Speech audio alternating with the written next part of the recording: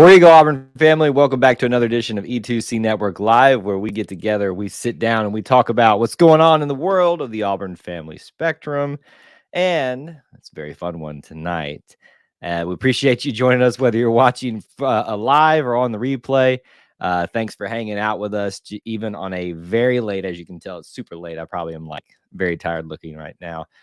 Post-game show, as we've been doing, we are going to be talking about in this live stream Auburn defeating the UGA Bulldogs by the score of 60 to 83, 83 to 60, whatever you want to phrase it. The Georgia Bulldogs got their butts whooped in Auburn Arena, and it was beautiful. It was magnificent. All those superlatives that you can throw out there. We're going to react to it. We're going to talk about it. Release the memes. If you're not on Twitter right now, I hope you're over here actually, but if you're on Twitter as well at the same time, send out the memes. Get them, boys. Get them. I know it won't be to the level of the Alabama game, but I expect good things out of the Auburn family tonight with the memes in Georgia and the national champion and stuff. So anyway, as you're coming in the stream, you guys, a lot of y'all know the drill. Post where you're watching from, city, state, international. Hit that like button if you enjoy this type of content. Share it out on social media if you can, especially if those of you that are on Facebook. You know why our Facebook's having a little bit of trouble right now. But we appreciate you guys staying up late, at least to say hello. Those of you that can stay around for the whole time. We won't go too late tonight. We'll probably just talk about, the gist of all this and then get you guys out of here. But I do want us to have a little fun tonight and enjoy what was a very easy and very boring basketball game tonight. I don't mean boring in the sense I didn't enjoy it. Boring in the sense there wasn't really much to really get excited over in terms of like worrying about the game ever being out of hand or anything like that. There's a lot of exciting plays, like exciting moments, storylines, and things like that. But it was pretty much over from about like 5 minutes into the first half when Auburn got its lead. It never looked back. A lot of people celebrating. Good to see you, Thomas. Thanks on 2 streams now. A lot of you were here at our 8 o'clock live stream.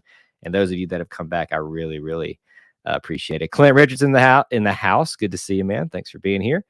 Devin says War Eagle and love the emotion from the boys tonight. I will say yes, Devin, but I will also say that there were some things tonight emotion wise that I didn't necessarily like. I don't want to be a Debbie Downer, but I want us to be both, kind of even keeled on our commentary on this. I love the emotion. But when it gets a little out of hand and we get a little bit, overly confident, that can be a bit troublesome. Now, when you're facing a team like Georgia, that doesn't really matter. So it was fine tonight. I just hope that we kind of flip that switch when it comes to Saturday when we're facing Kentucky, because we will need to flip that switch and fast. Yes, Clint, it is a rough life for us East time zoners. Well, everybody, it's pretty late for most of the Auburn family because we're mainly centralized in the the central and the eastern time zones. It's late for everybody, but it is especially late for us over here. Josh, you could really tell that this meant a lot to KD. I mean, he's basically dialed up to 105 every night, but I think he dialed it up to probably about 120. He was looking for every opportunity he could to send a message to his former team and teammates. And if you listened, I don't know if you guys listened to the radio broadcast or if you listen to the TV broadcast tonight, it sounds like they left on amicable terms. It wasn't like a bad breakup for him and Tom Crean. Tom Crean actually kind of helped him get to Auburn like he wanted to. So I think it's just one of those things. You play your former team, you kind of want to prove yourself right. I made the right choice, and that's what this was about for him tonight. I agree, Neil. I agree. That game is just building and building and building and building.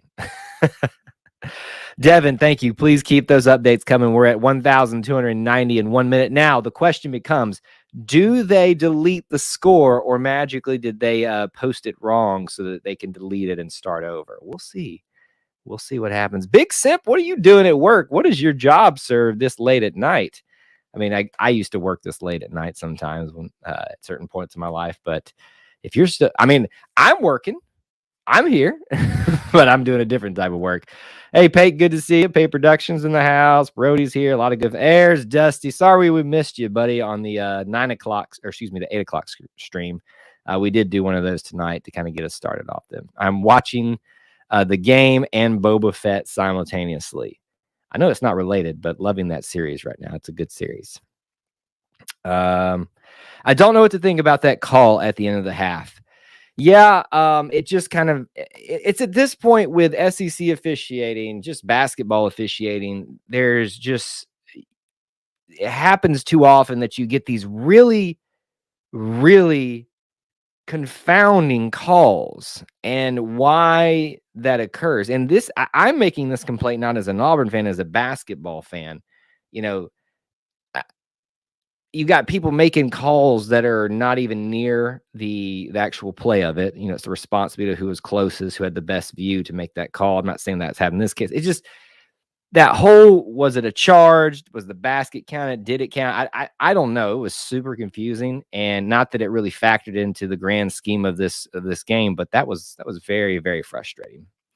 A little sloppy and out of control tonight. I think, you know, most of that was because the game was in hand, and it wasn't sloppy out of desperation. It wasn't sloppy because we were too hyped up. I think it was mainly just because we were being a little too cutesy at times, a little too cavalier with the ball. And the problem is Georgia is just not a problem for them, not a problem for us. The problem is for Georgia, they're just not a good enough team to capitalize too often, or often enough, off of those mistakes by Auburn to do anything. Big Sip says it best: dominant, unselfish, teamwork, deep, natty. Dominant, yes. Unselfish, yes. I will say that, even though there was some sloppy, maybe a little bit of almost too much gamesmanship at times tonight, it was unselfish in that they're sharing the ball. There's no one looking to hog the ball. Even KD several times tonight had clear open lanes or shots to the basket, and he gave the ball up. But when he had his opportunity to, he took it. And boy, did he make some good shots tonight. Was it like 3 3-pointers in a row he knocked down? It was absolutely beautiful. Absolutely beautiful. Let's see. Been up to work. What do I want to say? Been up since 4. Oh man, 4 a.m. Jeez. I'm at work till 7 a.m. It's never late for me. Jeez, man. Y'all are staying up, y'all boys. Am I wrong for assuming we always have more fouls? We play so physical on defense that we naturally will attract more calls, and I'll take those blocks. Well, let's look at the stats. I always have them pulled up here for us to reference for, you know, situations like this where we're talking about these different aspects of the game. Personal fouls tonight for let's look at Georgia first. Georgia personal fouls. Where did it go? Totals 12 for Auburn, 18. So tonight you will definitely have that case. I do think it's somewhat from the style that Auburn plays, because we're getting offensive and defense calls on us. We're getting a lot of charge calls. Tried to combine those two words. So that's happening a lot for us too. I do think it's kind of a combination of we set ourselves up to be called more on, but also there is this tendency when you become a dominant team that people start they can start focused on you a little bit more, overly scrutinizing you. So there is probably a small amount of that at play with the refs. Doesn't make it necessarily wrong. It's just kind of like our tendency as humans, like, these guys are overly good. We got to, you know, really keep an eye on to make sure we're not giving it, you know, an extra advantage or anything like that. 17-1, best since 1997. Paige, is that an official stat? That is amazing. I was sitting here thinking about that too, while we were, I think, was starting the third quarter. I was like, is this the best team that I've witnessed in my lifetime? I'm still not ready to say that based off of, you know, just this halfway through the season almost. I still think that 1999 team has a case for that, but we'll see. We will see. William, love the energy of the team, especially Katie and Cardwell. Yes, I will. And who is it? Somebody else got real fired up and went up in the stands. Was it Alan Flanagan? Maybe it was. Not in the stands, but after he threw down that dunk, he looked pretty awesome. UGA doesn't live tweet the game. It's just a game day tweet and the final result. It's odd. Well, Clint, if you're that bad in basketball, would you really want to live tweet that? We did a space this morning on Twitter. We're doing those occasionally, so I hope you guys are following us on Twitter. And one of the guys, I forget his name, joined us and talked just about how kind of the morale is so low over on UGA's side with Tom Crean. Tom Crean's a good coach. He's just in a bad situation there. I don't know if he'll survive losing that many players like they did this season, but they are spiraling right now, winless in the SEC.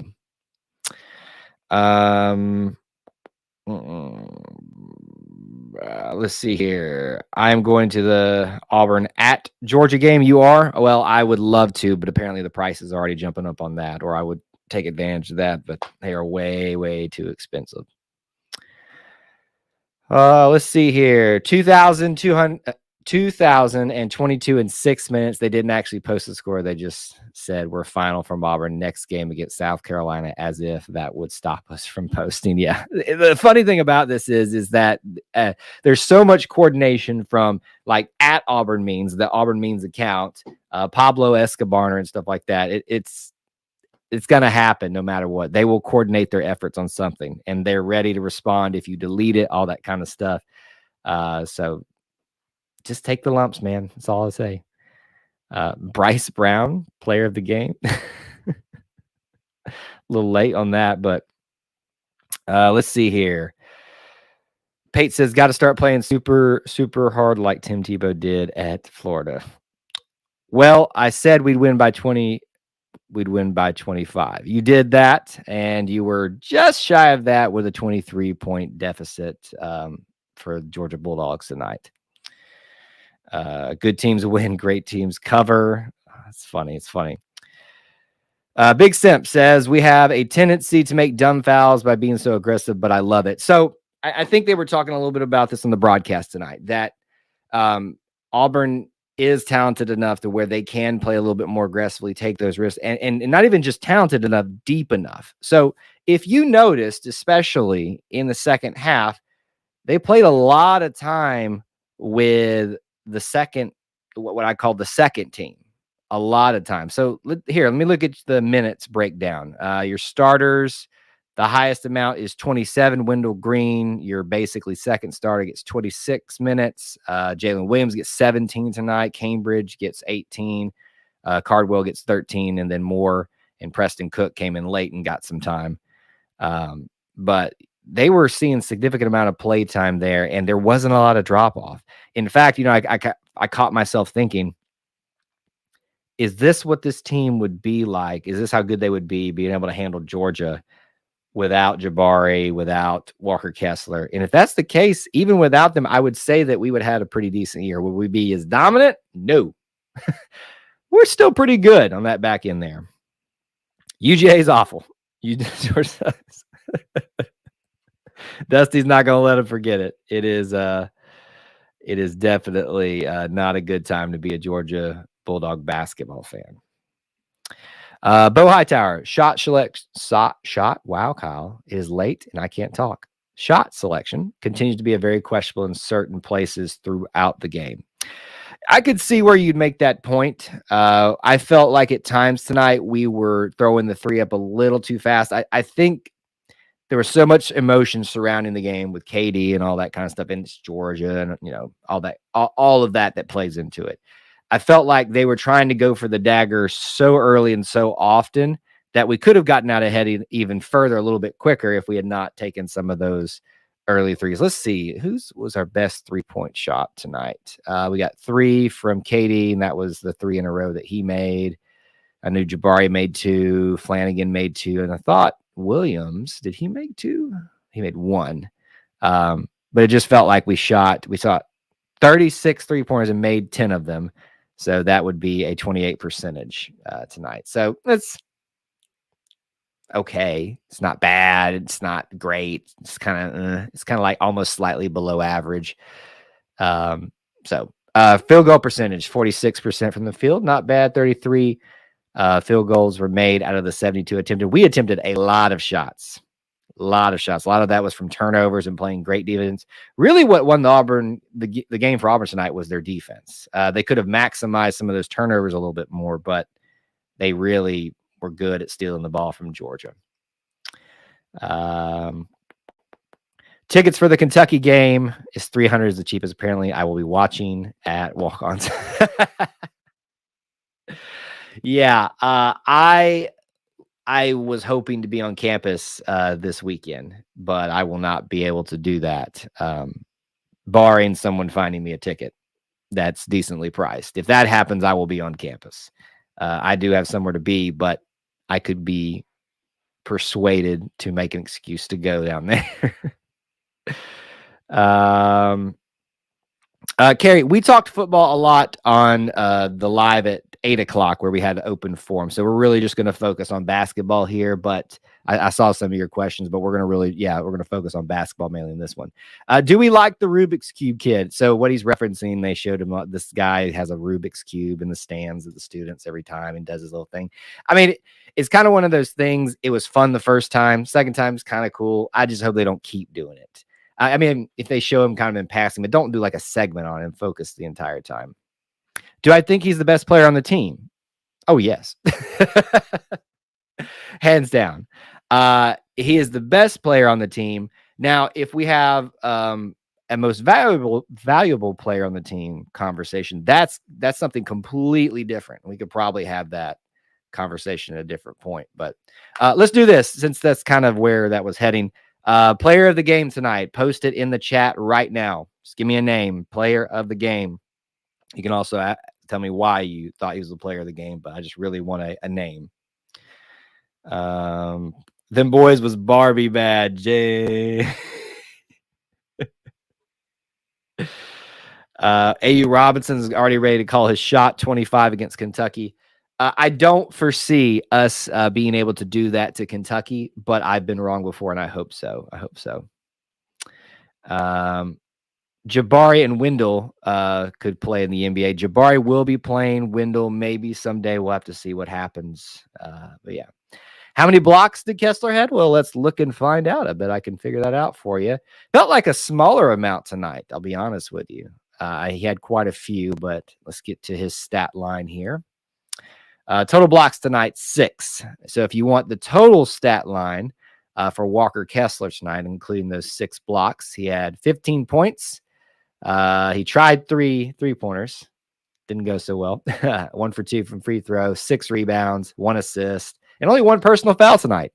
That's probably the biggest accomplishment for him tonight, is just making sure he stays out of foul trouble. And whether he puts himself in, position to avoid that, he's the leading scorer tonight. But it was a very quiet 15 points in being that. Let's see here. What are you guys saying in terms of player in the game? Let me back up here. We got Cardwell, Walker Kessler, Kessler. Yeah, I think everybody is probably on the Kessler. I'm surprised no one's picking KD. Who makes the difference in Kentucky in Auburn? The refs, if I'm being honest. No, I think in that instance there, I haven't watched Kentucky enough this year to really make an educated assumption about where their strengths and weaknesses are. I just know that they're Kentucky and they're going to have the talent there. I would say us taking care of the ball turnovers. It probably lies with us having the home court advantage. If we can control our turnovers, be very smart with the ball, better shot selection, all those things kind of roll into it. That's probably what makes the better difference here. So we're going to have to keep emotions in check. Guys like KD, Cardwell, you can have emotion in there. Just going to have to keep it in check at times. That spin move Jabari did, even though he missed the shot, was NBA material. It absolutely was, and the commentators on the TV said the same thing. He's very good at not even just the spin, but like that turnaround jumper. And he doesn't. I've noticed he doesn't fade away on a lot on it. You saw that tonight. He's just very good at that mid-range turnaround jumper, and that's something that's going to separate him from other people in the draft this year. The fact that he can do that. Oh, Minds of Conflict. Just let us know. Did we officially reach 2,000? Is that official? If so, that is not a congratulations to me. That is a congratulations to all of you. Thank you guys so much. If we have reached that, that's an incredible feat that you guys have helped me do. Blue blood refs will keep Kentucky close. Watch out for Kessler. So that's another area as well. I think Kessler and the coaches have really honed in on after that game where he really was getting too much focus from the refs on making sure he's working on not putting himself in position to have those calls made, right? So I do think that's something that he's going to be very cognizant of and aware of, but it's not going to make him shy away from going for the blocks.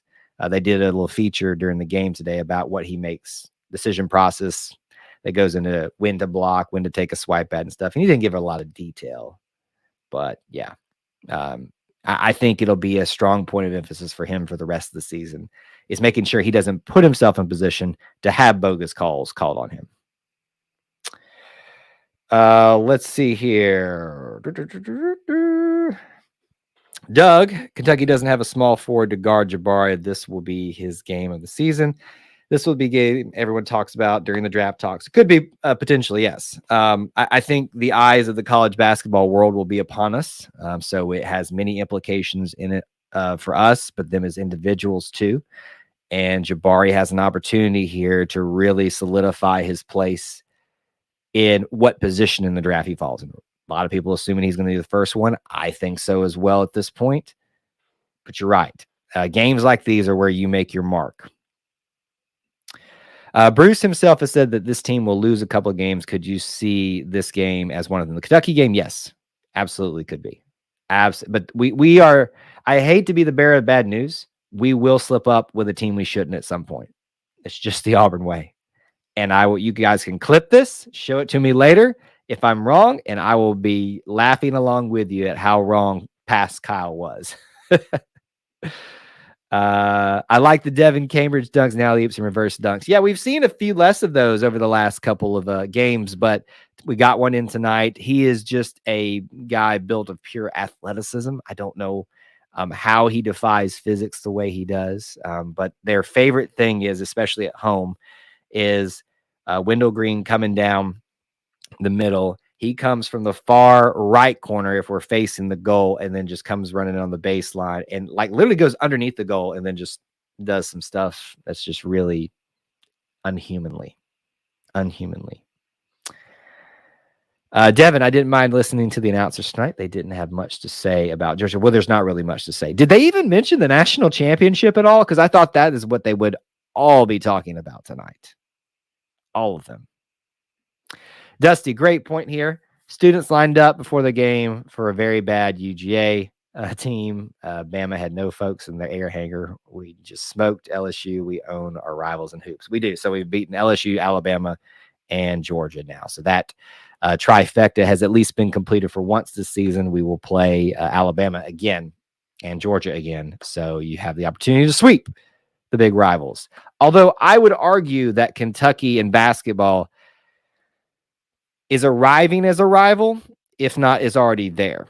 Especially since we are now and have consistently been for the last few seasons, one of their biggest competitions for the SEC. So what I also want to point out from what you said, Dusty, is the students showing up to this game. The line was like, I mean, I don't know why I'm pointing this way. It's not over here, but it was out to Donahue. And if you know any way of the layout of where Auburn Arena is, like that's a crazy amount of students lining up. Like I remember when I thought the line to get in being long was to the dining hall that was outside there. I was like, oh man, that's a long line. Look at this crowd. It's going double, triple that distance now. It's incredible. Domination. It's very true. It's very true. Wendell Green with the 11th assist tonight. Yeah, let's look at his stat line completely here. 12 points, 11 assists, 3 rebounds. He continues to rebound pretty well for a small guy, which is why he's, if you want to talk about most valuable players, it might be Wendell Green. You did not hear them mention the national championship. Well, that's good because usually they find a way to work all that kind of stuff in. It's like, oh, do you move? Well, they're just riding high on a national championship. Not relevant to it whatsoever. So thankfully they didn't bring it up. Jordan, I did see that they were pretty salty about that hamburger bun and called out the Auburn concession and say how bad it was. See, this is how bad that game got at times. The commentators and us are talking about the crunchy hamburger buns. Absolutely ridiculous how much out of hand. Like I was expecting Georgia tonight to put up a run, a significant run, to get them back within single digits. I don't think that they ever did that outside of that 5-minute mark. It was just that bad the entire time.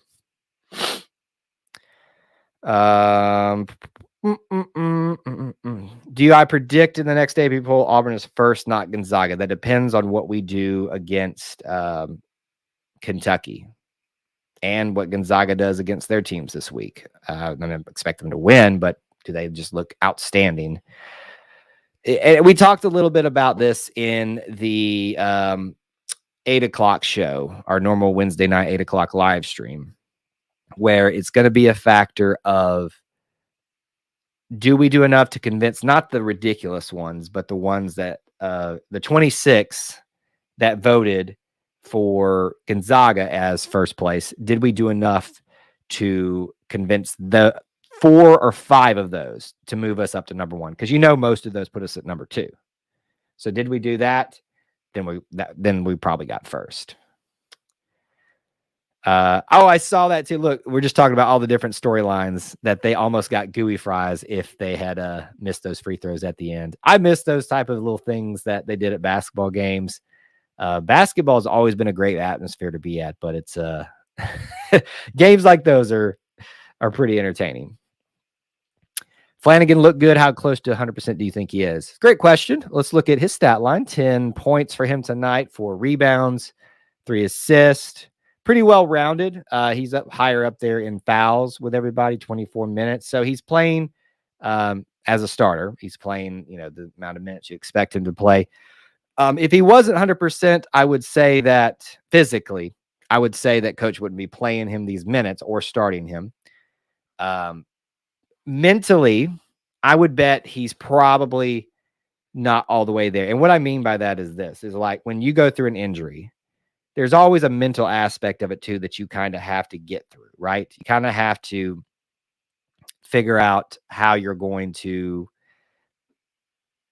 move those same ways when you injure a leg, especially, without worrying about doing it again. And he's had plenty of time to work through that. But when you're in game motion, game time, like I had to start wearing ankle braces when I play basketball because I've rolled my ankle so many times. And for me to go full speed without worrying about having a bad injury again, I have to wear ankle braces. So for him, I would say he's 100% physically. And I think he had a decent game tonight. It wasn't like a wow factor, made a couple of threes, but he's 100% physically, probably almost there mentally as well. Let's see here. Lord Behrman is a great player. I don't know why he didn't play tonight, though. I didn't get that memo of why that was. Plainsman Murph in the house, one of our channel members. Good to see you, sir. Looking forward to UK. Glad to. Oh wow, we can't talk about that. I'm gonna get upset all again. Plainsman Murph from that stream. That was on the earlier stream. I can't talk about that right now. This is good vibes tonight. Good vibes. Hopefully we get the Kentucky we saw tonight. Very sloppy on offense. Let's hope it's not the offense we saw versus Tennessee. Unbeaten Lake. Yes, I agree with you for the sake of winning, but here's the other part of me. I want the best version of Kentucky at our place so that when we beat them, there's no question it was an off game, stuff like that, so that people have no excuses if they don't put us at number 1. That's what I want. That's what I want. I want Kentucky's best game, and I want us to beat them. Ole Miss has been a rival in hoops. We handled them in our 3 traditional rivals. Yeah. We've got a lot of rivals in basketball these days. Jordan, we talked a little bit about that crazy in the first half. It just continues to be the frustrating aspect that is SEC officiating. I have no answers for it. I have no explanations for it. I don't think they do either, personally. It's laughable at this point. And I know they probably go through meetings and review those things, but those are type of calls that just can't happen these days. All right. Why don't we do this? We've already done player of the game for those of you that were here earlier. I would like for you to throw some predictions out. Who will be the player of the game against Kentucky? One word, just give me one name, last name, whatever. Who's the player of the game against Kentucky? Let's throw down some predictions right now. Carrie, while we're doing that, I'll look at the stat line for you for Jalen Williams, one of my favorite players, probably my favorite player. 13 points for Jalen Williams tonight, second leading scorer. 5 rebounds, doesn't get into really any foul trouble, made all his free throws. Jalen Williams does exactly what he's supposed to, night in and night out. And it's not just boring stuff. He's major contributor in points, rebounds, assists. He is an all-around great basketball player. All right, so everybody's good to see you, Cohen. Everybody's throwing out their predictions. Jabari. Anybody got an original? Wendell, there we go. We got some Wendells in here too. There you go. Like to see it. I think Jabari is due for one of those games that people will remember forever, and this might be it. I hope it's someone else, just because if someone else is having a great game and he's just having an average game, we're going to be doing really well.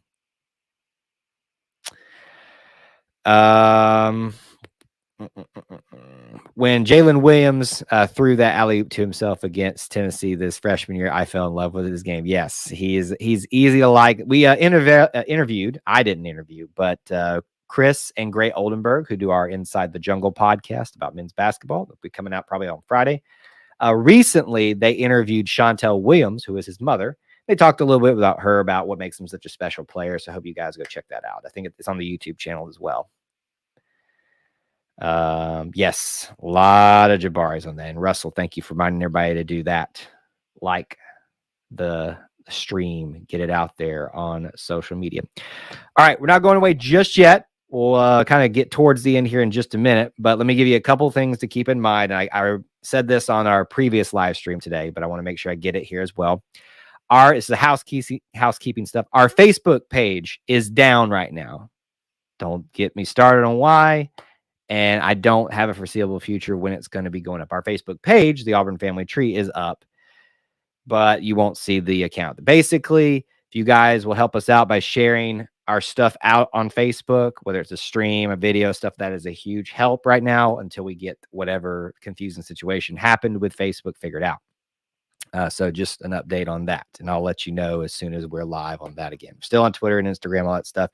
Check out all the other links in the description. Will be there are ways to help support this content here, like being here and just liking this, or you can support us by joining the Booster Club, which is over at patreon.com/E2C Network, or just stay here and hit the join button for be a channel member here. Both of those things start at $1 a month.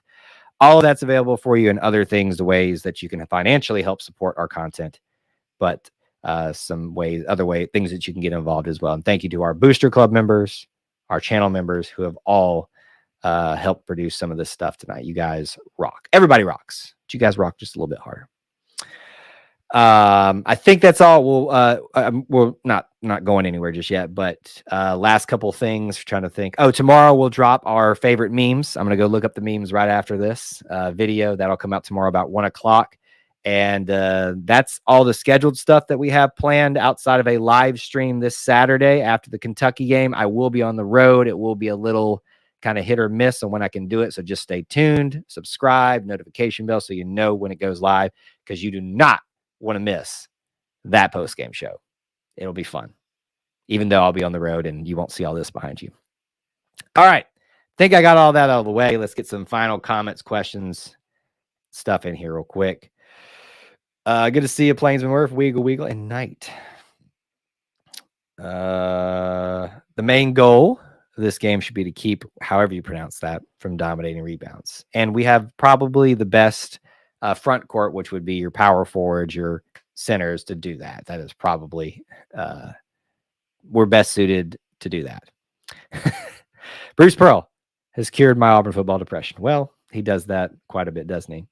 Apparently, a section of students painted thanks for KD on their chest. Well, that's really special, and I'm sure he really enjoyed that. let's see here. Skip ahead just a little bit here. If we beat Jesse Newell, if we beat Kentucky, Jesse Newell drops us to 10. Yes, probably like that.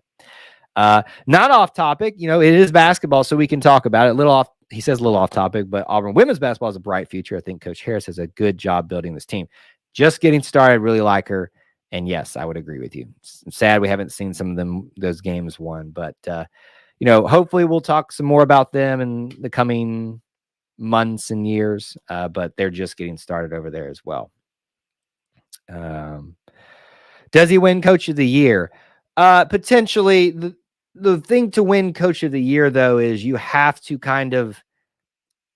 they tend to give it to somebody who makes kind of a surprising jump. And Bruce has kind of been at the front, you know, of this, you know, for a while now. I won't rule him out of it, but it'll probably be somebody that, well, you know who it's going to be this year. Coach K. It's his last season. They're going to give it to him. So probably not. I agree. War Eagle to everyone. My love for Auburn has kept my body awake longer than I wanted. And good night.